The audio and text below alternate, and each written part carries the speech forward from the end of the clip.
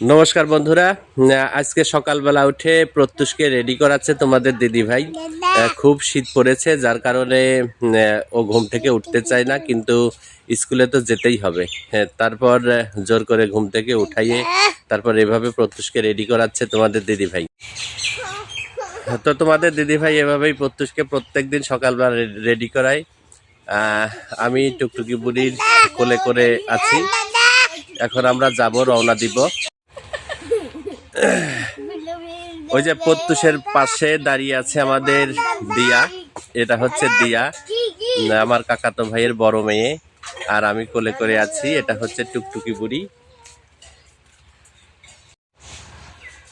তো বন্ধুরা, আমি এখন প্রত্যুষকে নিয়ে স্কুলে যাব।